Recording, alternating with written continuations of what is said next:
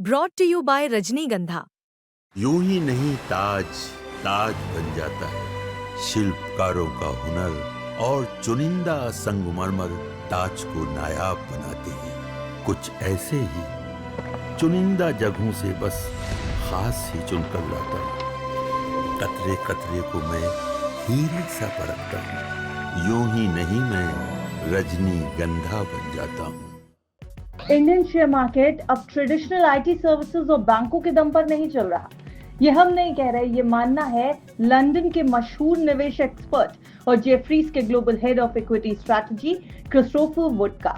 दरअसल Chris Wood ने अपनी ताजा ग्रीन एंड फेयर रिपोर्ट में भारतीय शेयर बाजार को लेकर एक बड़ा बयान दिया जो काफी चर्चा में है। उनका कहना है कि भारत का शेयर बाजार अब ट्रेडिशनल आईटी सर्विसेज और बैंक्स के दम पर नहीं चल रहा। वो दौर अब खत्म हो चुका है। वुड अब बाजार में इंफ्रास्ट्रक्चर, ट्रैवल, हेल्थ केयर और डिफेंस जैसे नए सेक्टर्स पर भरोसा कर रहे हैं।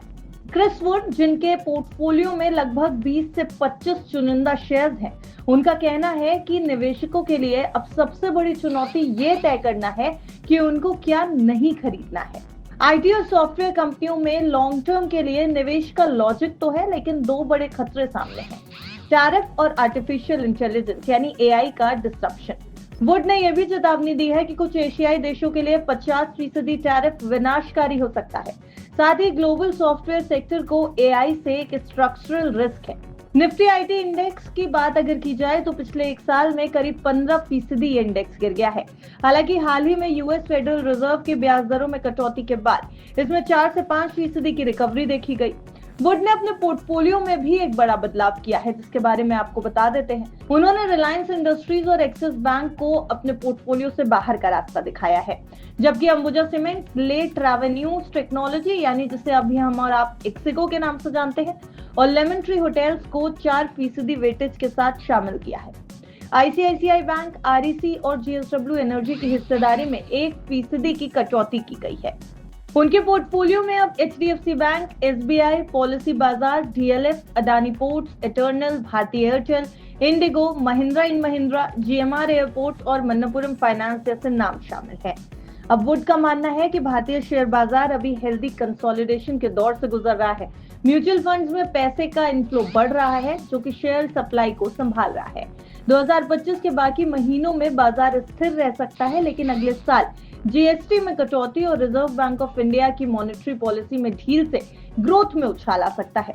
वुड का कहना है कि 10 से 15% रिटर्न का टारगेट शायद कम पड़ सकता है। क्रिस वुड ने भारत को ग्लोबल इक्विटी में सबसे बेहतरीन लॉन्ग टर्म की ग्रोथ स्टोरी बताया। खासतौर पर मिड और स्मॉल कैप सेक्टर में जबरदस्त संभावनाएं हैं, भले ही इनके वैल्यूएशन ज्यादा हों। निफ्टी मिड कैप 100 इंडेक्स 27.3 गुना 12 महीने के फॉरवर्ड अर्निंग्स पर ट्रेड कर रहा है, जबकि निफ्टी 50 का वैल्यूएशन 20.5 गुना है। मिड और स्मॉल कैप में 20% से ज्यादा अर्निंग्स ग्रोथ इसे जायज ठहरा रही है।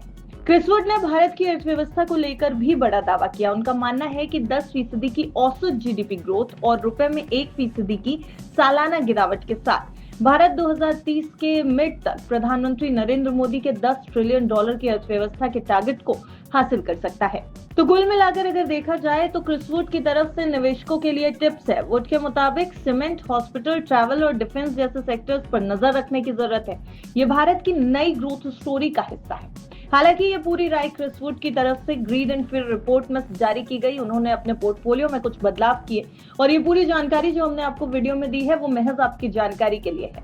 अगर आपको बाजार में कहीं भी निवेश करना है तो अपने फाइनेंशियल एडवाइजर की राय जरूर ले लें। बिस्तक की आपको ये सलाह है। Bureau report, बिस्तक।